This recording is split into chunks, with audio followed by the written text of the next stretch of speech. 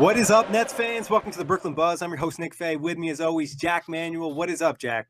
We're doing 2 hours on Joe Harris's three-point contest, ladies and gentlemen. And then we'll do like 5 minutes on the rest of the All-Star weekend. No, we're doing a mailbag edition, guys. You sent us some great questions. We're going to break them down. But as always, you can check out the Buzz, iTunes, Blog Talk Radio, OTGBasketball.com, NetsRepublic.com, Dash Radio, and YouTube. But Jac, hit me with some questions from our great fans. All right, mate. This is going to get tough. We've got some loyal listeners and some very learned listeners, the most learned listeners of any fan base and of any podcast going around. So our boy Zach Murphy, who's been on the pod before, fellow Australian. If all major free agents in the 3-4 spot get taken away, Tobias, Kevin Durant, Kawhi, etc., and we flunk in free agency, are we still content with this team possibly treading water in low seeds, knowing that next year's free agent class is horrendous, and then eventually having to pay LeVert and Jarrett could halt our possible improvements? What are your thoughts on this one, Nick? Yeah, I'm 100% okay if we flunk on free agency. Like, I think it's still a chance. I think a lot of people try to lock in the idea, like, there's only like 5 great 3 or 4, small forwards and power forwards for us to really get. So if we miss out on them, you don't want to overpay. So I think you're better off just going to the next season with either possible cap space or guys on 1-year deals. And then you look at the Nets roster, still very young. A lot of guys can still get better. Multiple picks in this year's draft, aka more assets for next year to make a trade. And then 2020, the free agent class isn't great, but there's a lot less teams with cap space. So the Nets can still be one of the big players out there. Anthony Davis, obviously the talk is about the Lakers, but the Nets could be that team if they have another really good season. And on the LeVert and Allen front, I'm not really that concerned about paying those guys because I think at worst, we'd probably agree that they'll both be fringe all-stars.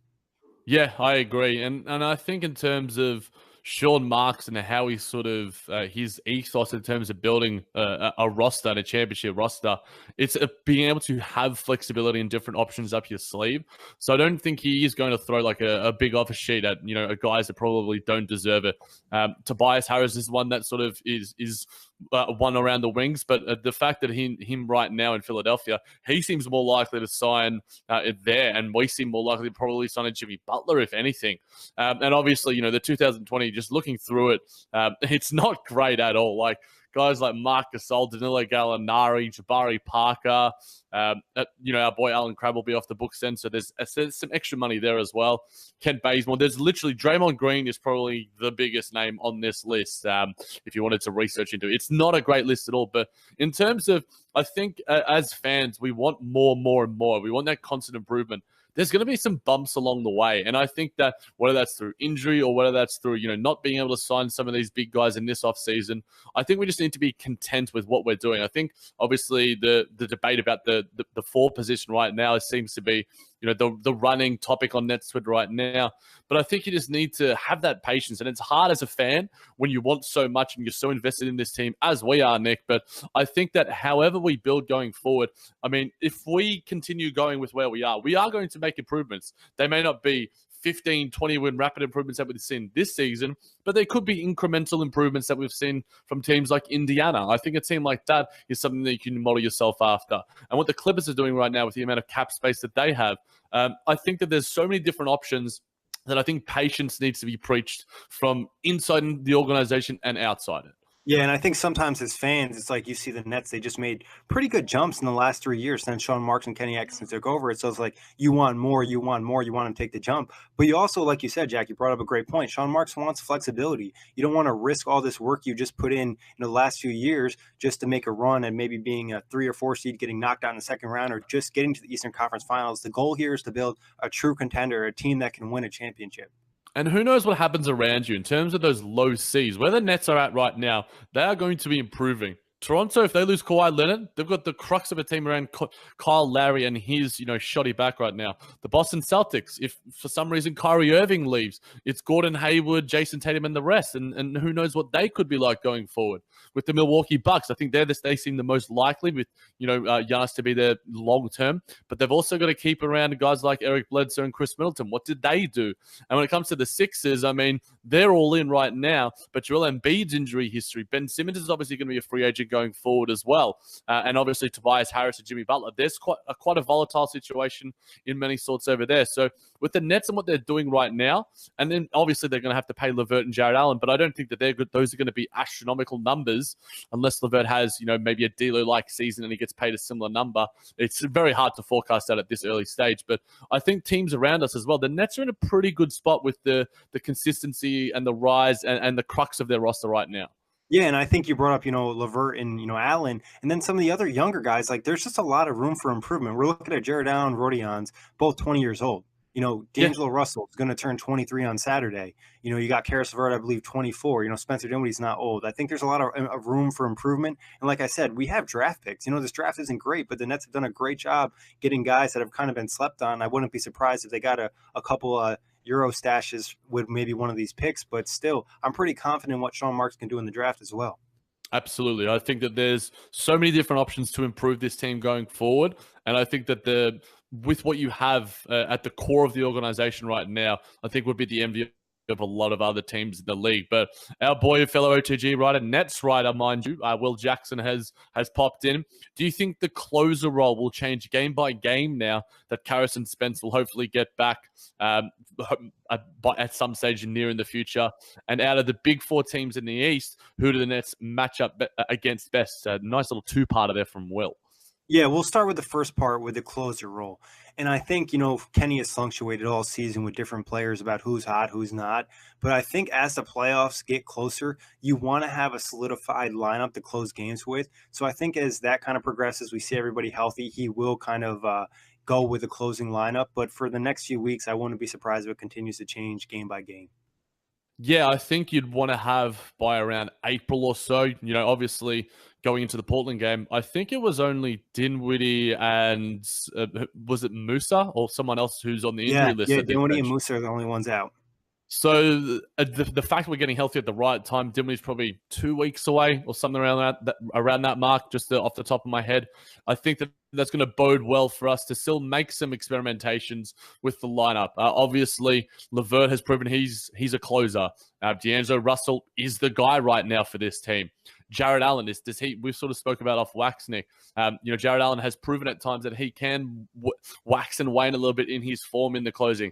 Trevion Graham has proven himself as a defensive stalwart. There's just so many guys that you can chuck in there. And obviously Joe Harris, I think, out of all of them, I think Joe Harris is probably the most likely and the safest bet because D'Angelo Russell has been taken out in closing periods of the game early in the season. Who knows if Kenny might want to do that again. So I think there's a lot of things to be taken into consideration. And I think you made a really good point. You want to have a sort of set rotation, obviously matchup dependent. Like, we talked about, if we come up against the Sixers and Joel Embiid's hot and, he's feeling it and there's one final play, maybe you put Ed Davis out there instead of Jarrett Allen because of his physicality and his ability to defend a little bit better in the post, or at this stage, probably a lot better in the post. So I think matchup dependent, obviously, is a bit of a cop-out, but I think we'll know more answers at this stage. If you were to go right now, Nick, to give me an answer, what would it be?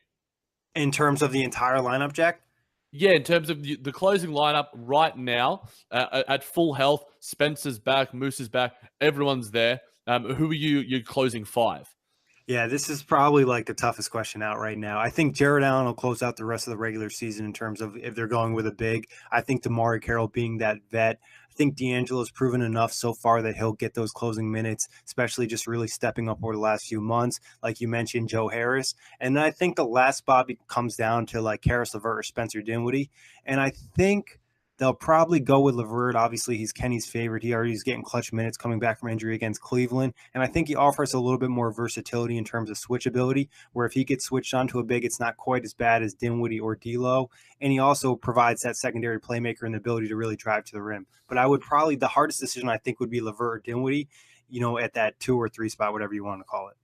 Yeah, and I think Damari and Joe are the more likely guys to probably make way for, one of those, whether it's LeVert or Dinwiddie, depending on their form. Because if those guys are hot, Kenny has shown, the propensity to go to those guys in the clutch. And we've seen those 3-guard lineups, with Shabazz Napier as well. And I think that's going to be a key sort of thing, figuring out that chemistry, figuring out what the best lineups are. I'd probably go with the same thing as you, Nick. But going on to the second part of the question, who do you think the Nets match up best against out of those 4? So Toronto, Milwaukee, Philadelphia, and Boston. I would definitely say Boston, and I think that's just because the Nets have the best ability to probably defend Boston, where they're more so perimeter-oriented. Where you're looking at a team like Philadelphia, they really don't have an answer for Joel Embiid. Even Ben Simmons is, a problem for them. You look at the Bucks, Antetokounmpo, nobody's really guarding him on the Nets. And then you go over to Toronto. Sure. I think that I would probably rank it Boston as the best matchup, Toronto as a second, Philadelphia as a third, and maybe Philadelphia as a fourth and Milwaukee as a third. But I don't like Philadelphia or Milwaukee. Toronto obviously just super deep, and we saw, Kawhi. I don't think they really have an answer for that. But for some reason, I just feel like they match up well against Boston. I don't know it's necessarily objective. It's just more so of a feel. Yes, it's objective. That's completely fine. You do realize that we have beaten Philly twice this season, and we've only lost to them once, yeah? Yeah, no, I do. I think the addition of Tobias Harris, though, makes him 100 times harder for us because he's just like that stretch four where the Nets got away with probably double-teaming Joel Embiid a little bit more earlier in the year, and now having that filled-out roster, I think it's just going to be a tough matchup, especially because, obviously you hinted at it before, the 4 issue for the Nets. I think I would rank Philly. The only difference I would have with you is probably Philly third. Maybe even second, because and again, for me, it's a more subjective feel. We've played well against them, and we've just stepped up and sort of, lifted our game against them. Yes, Jimmy Butler hit that, the clutch game winner against us. We beat them 122-97 back in November. We beat them 124 in December. And, it was a 3-point shot, an absolute dagger from Jimmy Butler that it took to beat us. Who's to say that, the chemistry between them doesn't get figured out, and Jimmy Butler, causes friction within the locker room. And, their depth is one thing that's certainly that's worrisome, and I think that we can certainly take advantage of. That's why I think Milwaukee is the worst matchup for me, because they, as much as they have that ridiculous high-end talent with Giannis and then, 2A and 2B guys in Bledsoe and Middleton, they've just got so much depth and so much length against us that I just think it's really, really troublesome. And we've proven again against Toronto, D'Angelo Russell mentioned before that, he thought that win was a key turning point in the season. So I think that when you have that confidence, and just speaking subjectively, I think that bodes well at the same time. So, and Boston, I feel this really bad going against Boston, just because I think that Kyrie Irving, whenever he's going to play, I think that he's going to tear us up. When we versed him without Kyrie, it just works, so much better on the other side, because I don't think we have a very good defender for a guy like Kyrie Irving. D'Angelo Russell, Spencer Dinwiddie, Caris and Spence probably could, but then it leaves guys like, Jason Tatum, Jaylen Brown, and Al Horford down low is just an absolute savant. So I'm not as high on Boston. I'll actually probably have 1 as Milwaukee as our worst, 2A and 2B in Milwaukee. I almost want Milwaukee in terms of Boston would probably be the second best. Toronto would probably be the tied for third with Philadelphia, and the worst, like I mentioned, Milwaukee. Yeah, thinking about it, honestly, you got me to change my mind a little bit. I think I have Boston at first, and I don't know. Like I said, it's just more of a feel type of thing. And then I'd have probably Philadelphia and Toronto tied. I think one thing that I didn't think about Philadelphia before you asked me the question was how they defend our guards, and I don't think they've done a great job defending our guards. D'Angelo Russell's had big games against them. Spencer Dinwiddie's had good games against them. And obviously, having TJ McConnell and JJ Redick, not great defenders. TJ puts a lot of good effort in, but he's not going to, shut down anybody. And the same thing at Toronto. I think they did pretty well against them because Kawhi's not really going to defend D'Lo. And then obviously, I agree, Milwaukee's just the worst. I don't think anyone's going to really want to play Antetokounmpo this year in the playoffs. Yeah, at the same time, he is going to have to prove it. So I think against the upper echelon teams, he did have a pretty big postseason last year, though, and that was with Milwaukee. Milwaukee was better. He was, but also probably more so because of the attention that Antetokounmpo was getting.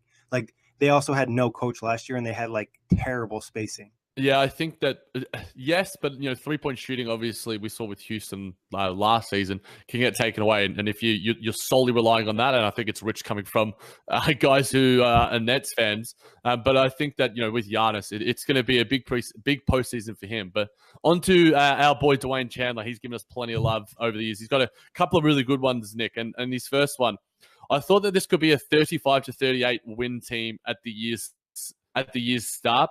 They're more special than I initially hoped. I still think we'll probably be around that range, maybe a couple wins more.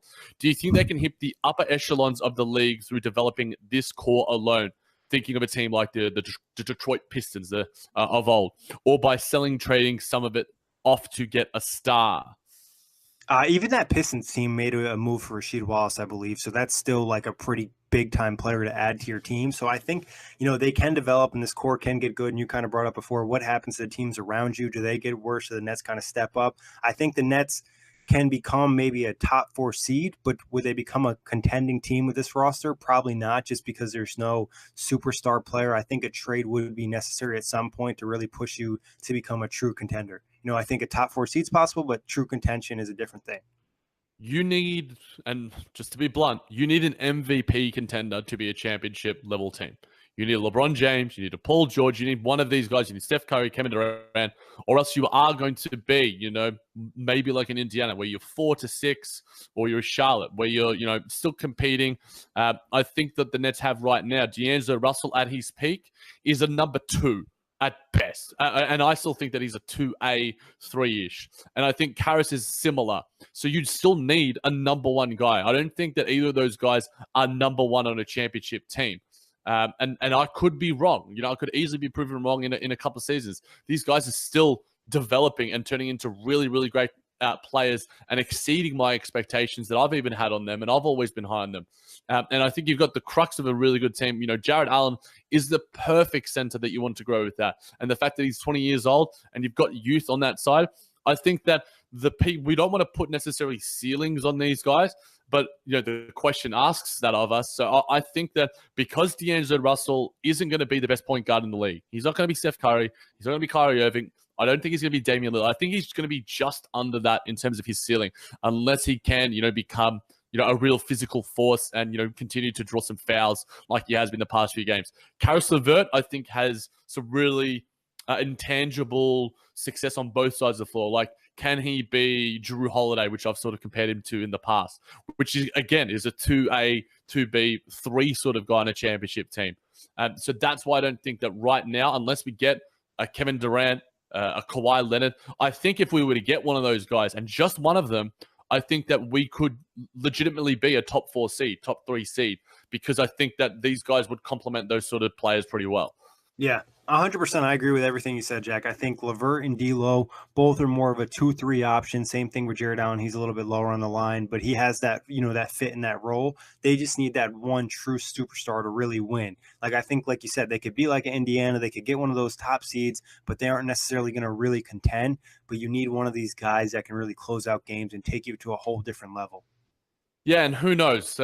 Wild things could happen. The lottery odds are flat now. We could get Zion. I mean, I'm all in on Zion. I'm a Zionist. I'm a Zionologist, as Nick Busing and I have said plenty of times. But we'll move on to Dwayne's other question, which has gotten plenty of love, mind you. People talk about Dinwiddie, DeMario Carroll, and Joey Buckets like stocks to be traded high. But what if they are a core of a potential champion? Given their developmental trajectory, more than one way to build a champion, right? What if we already have the budding stars this team covets? Am I insert peanut nuts emoji? I love the emoji. Yeah, you got to use the shout out the emojis. I think it depends on what we're determining a core. Do I think Dinwiddie, DeMario Carroll, and Joe Harris have roles on championship teams? Yes. Do I think what are your core guys? I think that's where it kind of gets all over the place. Like, some people view core guys as, your 3 best players, or is that like, your 8-man rotation that you're playing? So I think in terms of what they are, I think role players, they're guys that are coming off the bench of your team. I don't think any of them are, becoming a star. So I think this kind of gets back to the other question. They still need that true superstar to push them to the level. I think guys like D'Lo, LeVert, Dinwiddie, and Allen are all possible fringe all-stars, but the other guys, I don't think they'll ever get that high. Yeah, I think those 3, you mentioned 8-man rotation. Perfect. You have a really good, say you have Philadelphia starting five right now, and you put Dinwiddie, DeMario Carroll, and Joe Harris. That for me would make them the favorite out east without a doubt. And they're on, Dinwiddie's on a nice contract, Joe Harrison on a nice contract, DeMario Carroll's is expiring. So I think in terms of 8-man rotation, if you're comparing to, say, Golden State Warriors, Dinwiddie is an upgraded version of a guy like, Sean Livingston. DeMario Carroll is like an upgraded version of in the past of, say, like Harrison Barnes.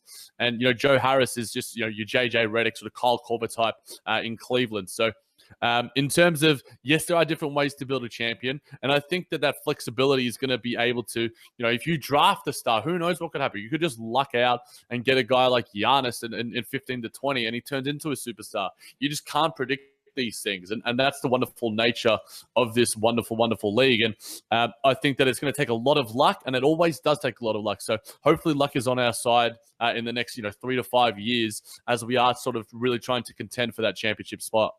Yeah, hopefully luck is on our side that first week of July. Yeah, big time, big time. But nothing else from me on that one, Jack. What do you got? All right, cool. My bad. Bruce Jones, absolute awesome fan, giving me plenty of love. Much love to Bruce Jones on Twitter. Outside the box targets trades this summer. How can Sean Marks get creative to make this team win 50 in 2019-2050? Oh, it's a big one. This is tough. I think it also depends on who they retain. Which players. Obviously, I think you're assuming D'Angelo's back and most of the core pieces are back and most of your 8-man rotation is back. I think you're looking at guys maybe like Nicole Mirotic, who I don't know if that's off, outside the box, but that's a name I think you look at. Marcus Morris, then maybe as some bench pieces, a guy like a Minu or a Riza. But it's tough to really upgrade this team without getting a star because I think they have a lot of good players. They really just need that really good player. Yeah, I think that what will take us to 50, 55 wins is going to be a star. And in terms of, adding extra talent, if you're going to lose guys like DeMario Carroll to other teams, you some of the guys you mentioned there, Nick, even a guy like Anthony Tolliver, he could easily fill it in a really nice leadership role.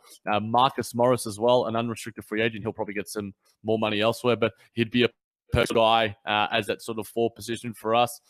Kristaps Porzingis, I think we've spoken about that before, but if he takes a qualifying offer, whatever he does, I think that he would be the perfect sort of star if he can show full health. And I think that with Sean Marks has clearly shown interest in him before. But in other sort of guys, an unrestricted free agent in Danny Green could certainly add value in terms of his reaching and defense. I think he would be a perfect sort of addition. Garrett Temple, I think, would be a nice sort of addition as well. And I don't think you have to break the bank for much of these guys. I don't hate Kentavious Caldwell-Pope either if he's willing to take the right money. Only 26 years old, which really, really surprised me in that sort of sense. So there's guys out there, and I'll put 2 to you, Nick. Tobias Harris, Chris Middleton. If you could have either of those 2 on this Nets roster, who would you rather have?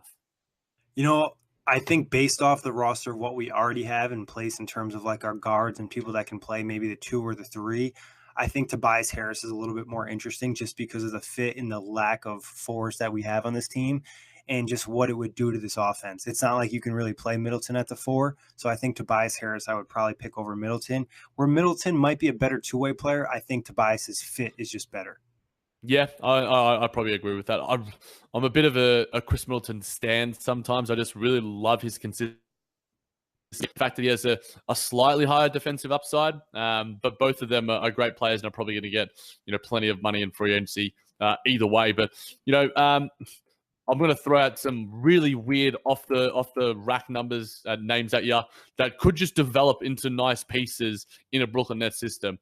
Marquise Chris. For nothing, if he gets absolutely nothing, and Cricket's in free agency, throw a minimum deal at him, similar to like a Shabazz Napier. Stanley Johnson, similarly as well, just to see what he has and see what the development system, see what their magic can do there.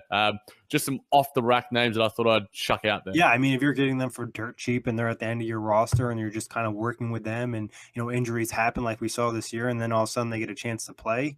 They'll appreciate you. A lot of things we heard from Nets players this at All-Star Weekend was, the Nets took a chance on me when I wasn't great, and they kind of turned me into this player. That's a big thing that Joe Harris said. So I'm not opposed to, bringing some of these guys and take a flyer on them. It's not like they're investing big money for them. Jack, are any trade ideas in your head, for maybe teams that are going to drop off this year or trying to get off money? Any guys pop up? Nah, off the top of my head, Nick, I can think of maybe a team wanting to trade Kristaps. Like if Kristaps doesn't work out in Dallas, there's a part of me that's like, if he doesn't get healthy, Sean Marks could get him in on the cheap. We know the training staff there is absolutely marvelous.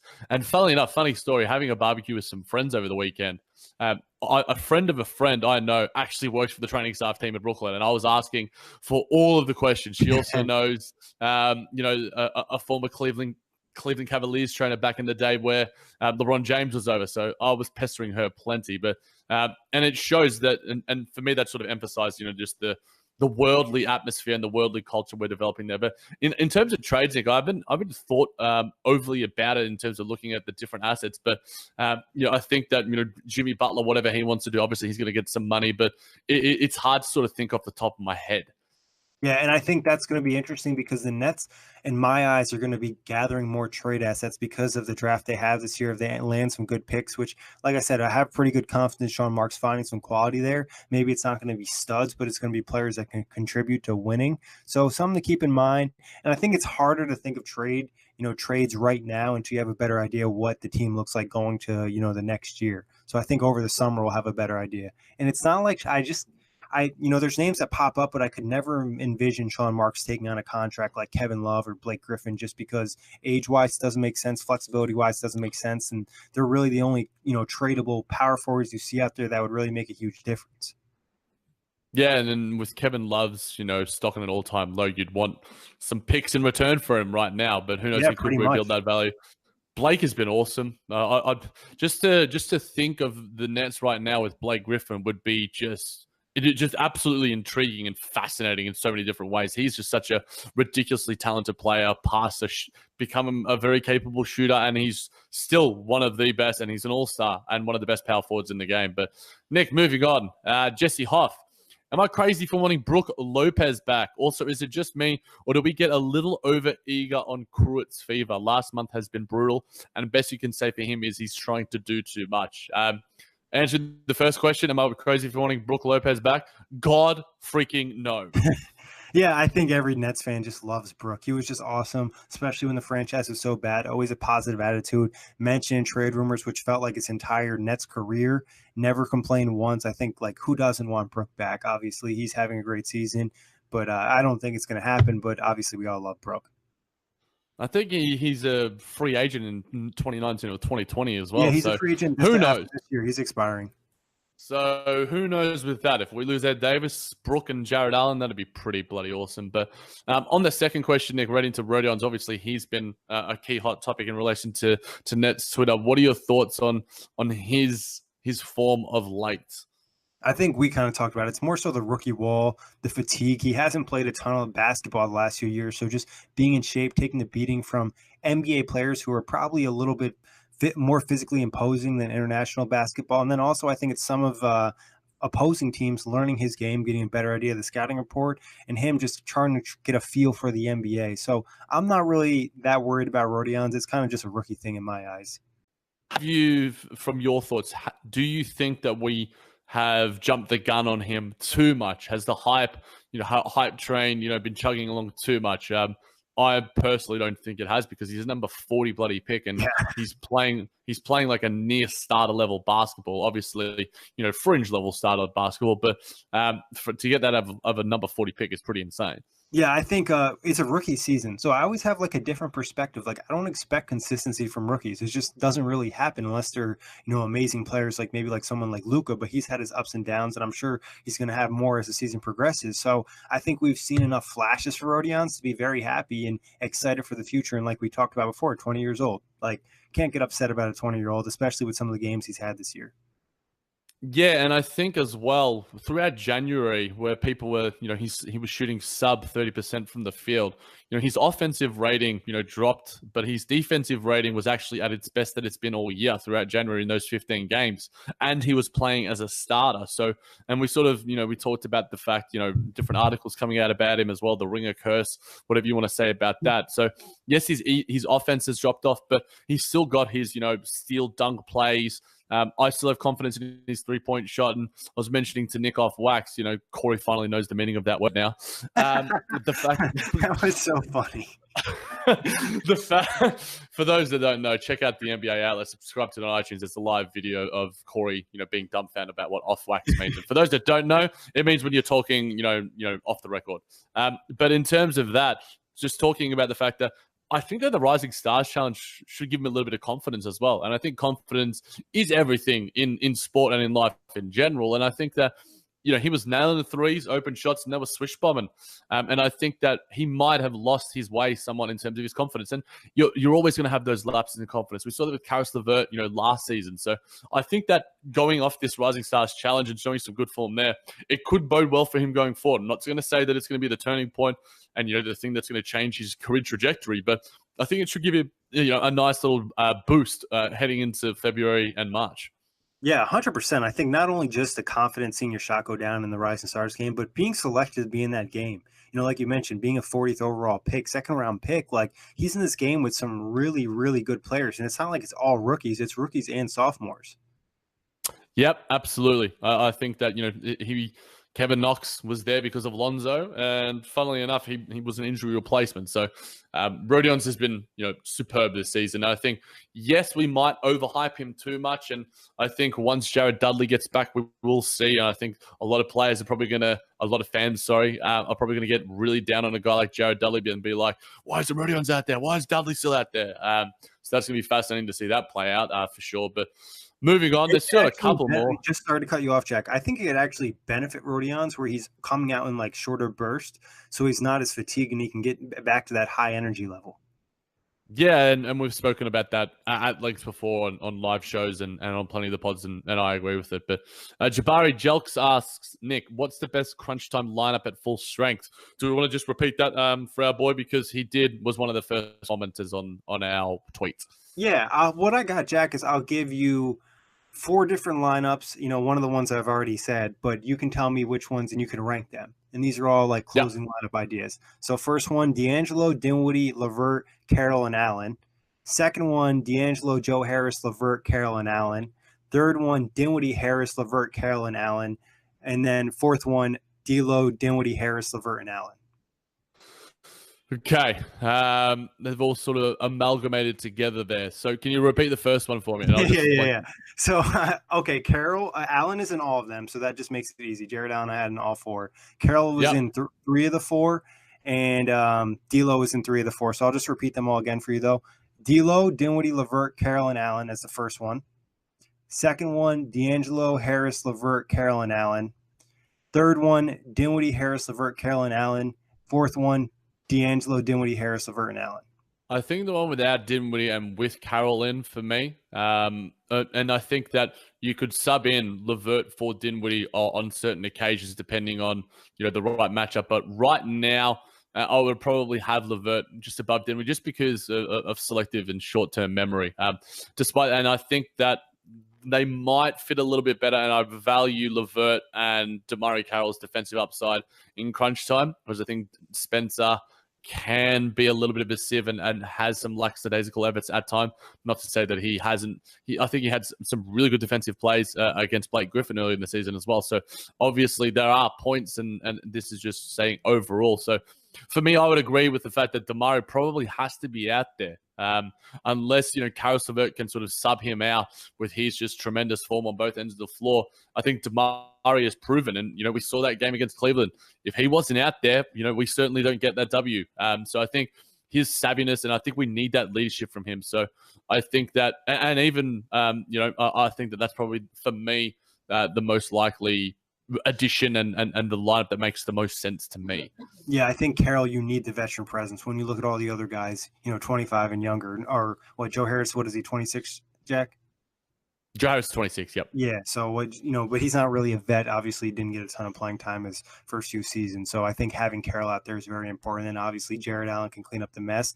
And I think having LeVert, Carroll, and Allen just gives you more of a defensive presence. If LeVert gets back to the form we saw earlier in the year.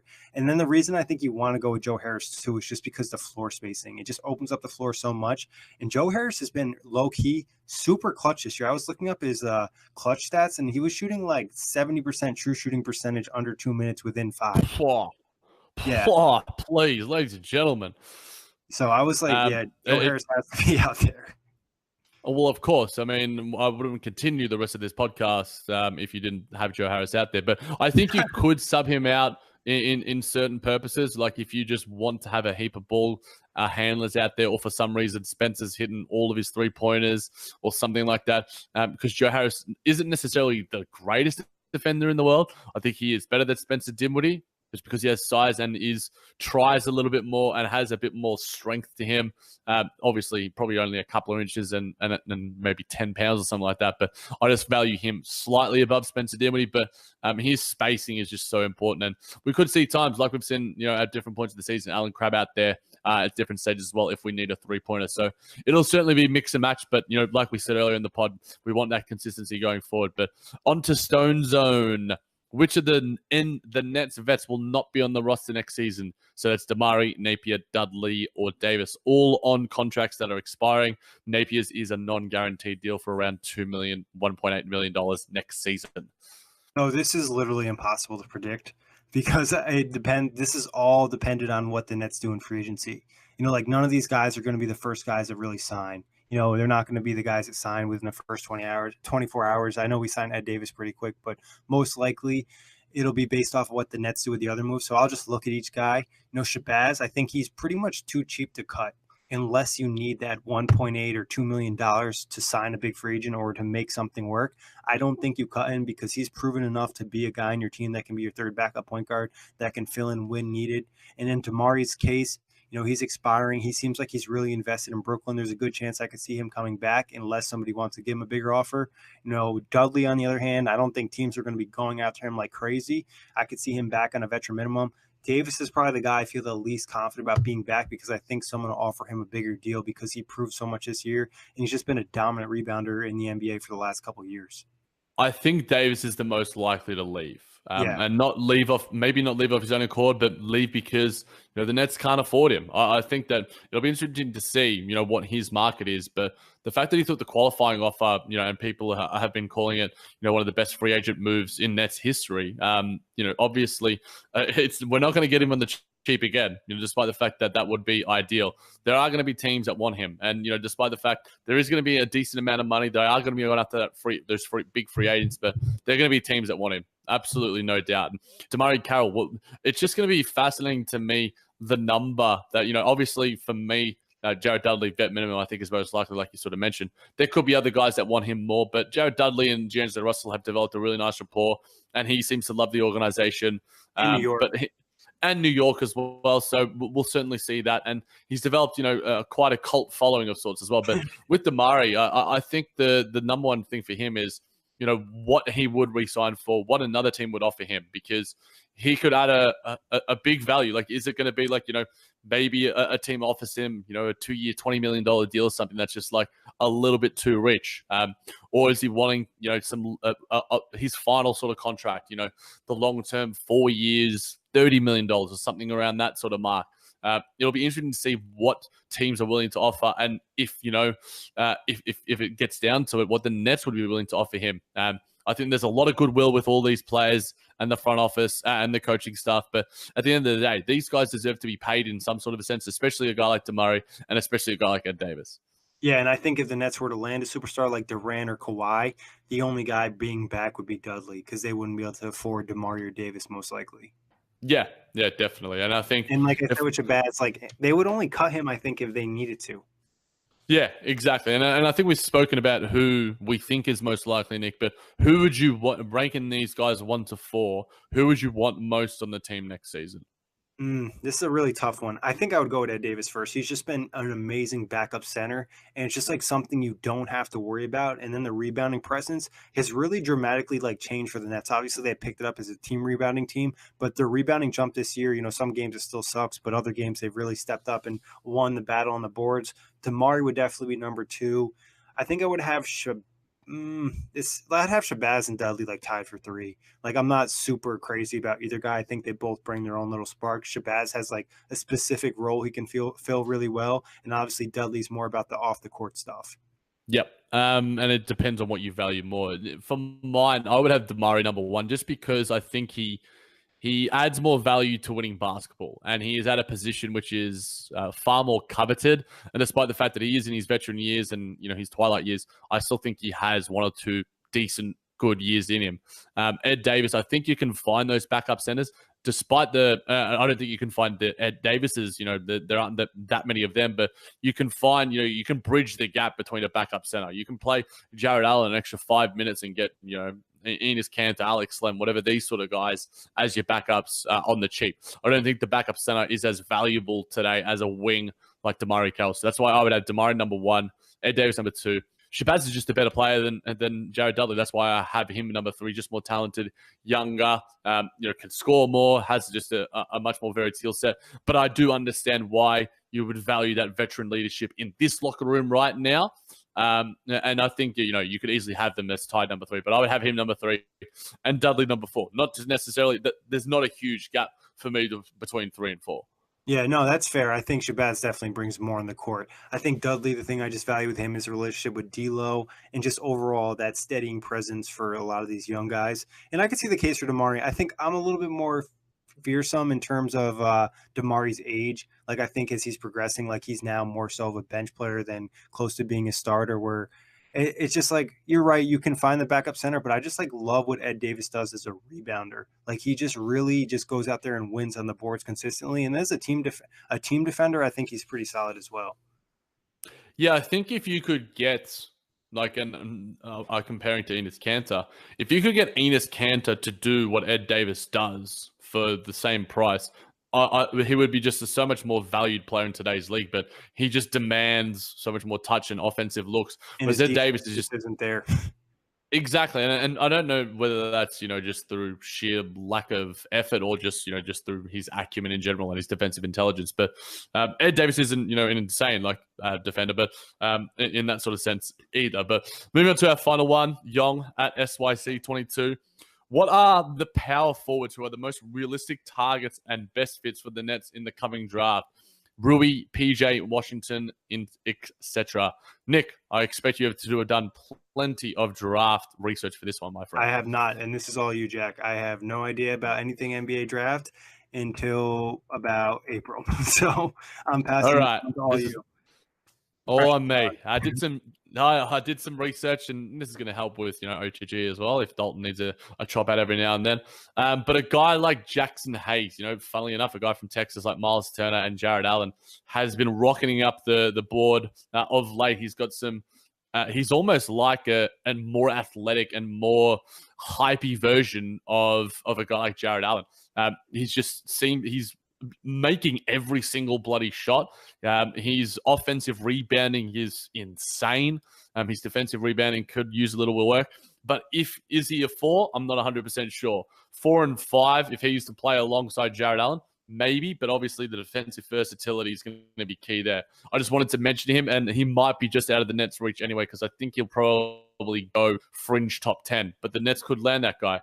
In terms of Rui Hachimura, has been absolutely balling out and might be the third ever Japanese national to play in the NBA going in next year. So he's been, fantastic. He's beloved in Japan.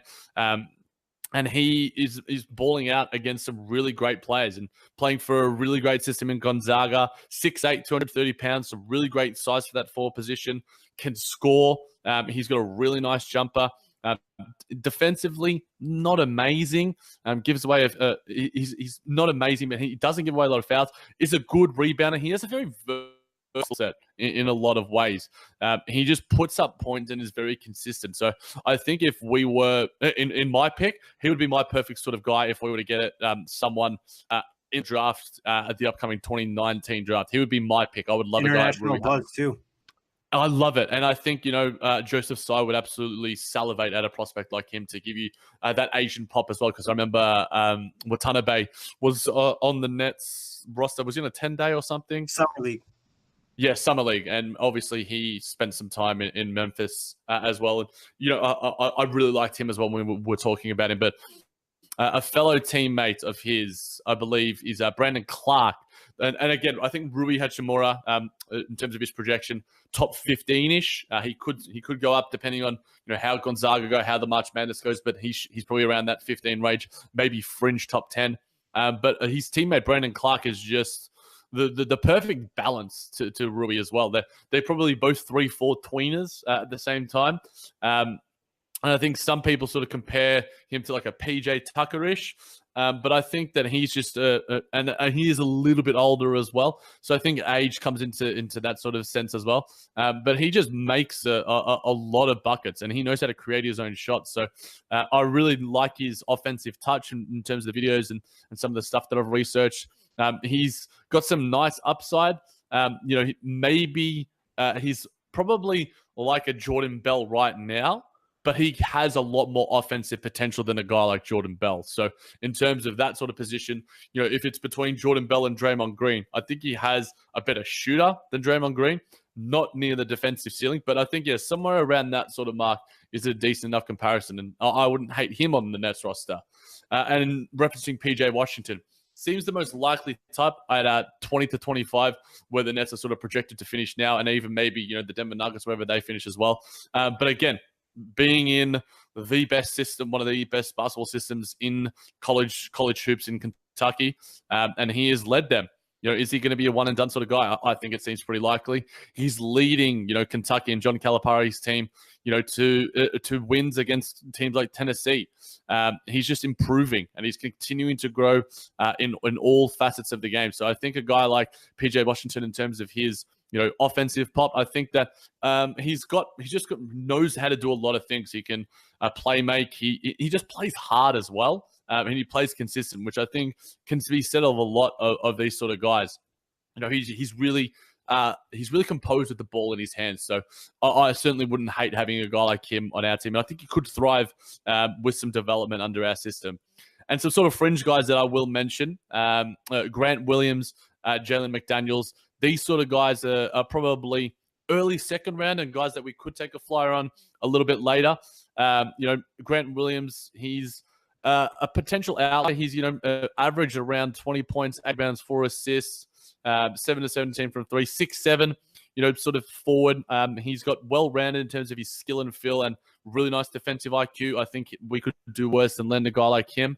I've really liked him. He just he has some limitations, but obviously, any guy in the late first round, you're gonna have to take a flyer on, and you'd be willing to develop that. And in terms of Jalen McDaniels, he's got a slam online feature that a lot of guys are really popping over, and he's his twin brother as well in Jaden. I think that those guys are going to push each other. It's going to be interesting to see where he does land. Not necessarily as high on a guy like him. I think he's a little bit more slight, but he does have some nice sort of athleticism in that sort of sense as well. And Lucas Samanic has been mentioned before by Nets Daily and some other guys as a guy that has been scouted by the Nets before. And I will say, when I was versing my dude in 2K and he was doing the NBA draft and it was 2020, Lucas Samanic was absolutely balling against me, and he would be like, a Mirotic sort of type, these sort of a B elites sort of type. And I think that, and he's got some real potential. And I think that, we know the Nets love Euro dudes, and I think that he will certainly be on the radar in terms of when the Nets take him. Whether it's, is it going to be the Nets second, not the Nets second pick, the Knicks second round pick, or the Denver second round pick. So those guys are some guys to watch for me. That could certainly change. It is still only bloody February. And the fact that I've spoken for like 9 on 5, 6, whatever hell long about draft prospects, I think is a pretty good effort. Yeah, you did a great job, Jack. I definitely feel more informed. Jack, you mentioned some of the guys, possibly going top 10 or maybe, top 12. Do you think we could see the Nets trade up in the draft and try to get, that 4 position, or Sean Marks values his picks too much? Yeah, I mean, I would personally, if we have our own pick, and then if you traded either our own pick and the Denver pick, or our own pick and the second round pick from the Knicks to get, a number 15 or a number 10, then I think that that's more valuable. I think it depends on, though, what the scouts believe, what Sean Marks believe is the big major drop-off. A lot of people are sort of saying it's top 5 and then done. Even top 4, like Zion's the consensus. Zion's in a league of his own. And then it's RJ, it's Cam, it's Ja Morant. And then I mentioned Jackson Hayes, who is skyrocketing. And then there's a heap of other guys who are around the fringes. Bol is still getting love. And I think a lot of guys on Nets Twitter have salivated over him before. I would personally I just back our guys in terms of the Nets, in terms of whoever they draft. This will be the highest pick that we've had in a very, very long time. Yes, the draft is a little bit weaker, but I value our drafting. I value our scouting. We've talked about Rodions and Janan before on pods in pre-games. And, Sean Marks has flown out to see these guys play. So it'll be interesting to see, heading into March and April, where Sean Marks and his scouts are, where they're sort of looking. But I'm all in on Rui. I'm a big fan of Rui Hachimura. So for me, if we could get a 15 pick for him, I think he'd be perfect, and I think he'd provide some good buzz, for lack of a better term, to the Nets as well. Now, for Rui, if I pronounce his name correctly, do you think he projects to be a starter in the future, or is he more of a bench guy? What's his role? Yeah, I think he's probably a number 5 on like a championship team. Gotcha. I think he's a starter, but obviously you don't put ceilings on these guys at such a young age. Like you look at guys like Pascal Siakam, Giannis, Rudy Gobert. Those guys are taken late in the first round. Rodions, Kurucs. No one could have envisioned these guys being what they are right now. But Rui has, plenty of skills that were going to translate well into the NBA. And I think he's got the confidence, he's got the mindset that I think will really thrive in a Brooklyn outfit. So if I could speak that into existence, or, I would just love if somehow the Nets got a top 5. The basketball gods finally smiled upon us and we were to get, a Cam Reddish or, a Nasir Little or an RJ Barrett, who Brian Fonseca has absolutely loved as well. So I'm intrigued. I've grown more in my draft knowledge since last year, doing some stuff for OTG basketball and for the Nets, obviously, and the buzz. So it's interesting to see just these preliminary stages. And obviously March Madness is coming as well. So there could be plenty of other names or guys to solidify themselves in that sort of pecking order. Yeah, for sure. I think March Madness, like we kind of talked about off wax, is, a time where guys can really work on their draft stock. But Jack, any other questions you got or anything you want to discuss before we get out of here? Oh man, Nick, I'm exhausted speaking about draft prospects. The guys like Sam Vecini, Dalton, all that guys that look into it. It's an exhausting exercise just to keep up with these sort of dudes. And the NBA is tough enough as it is, but let alone the draft. And just a shout out to every single person. If we didn't spend enough time on your questions, we are sorry, but we try to be as extensive as possible, and we appreciate all the feedback, and especially these comments and to all our listeners. 100%. And these were, like Jack said earlier on, these were really good questions. Definitely, made us think about it a little bit too. And we're going to try to do another one, hopefully, before the playoffs come around. And as always, we appreciate any support, listens, questions, whatever it is. Feel free to hit us up on Twitter at OTGNick, at the JManJBT. And as always, find the show iTunes, Blog Talk Radio, OTGBasketball.com, NetsRepublic.com, Dash Radio, and YouTube.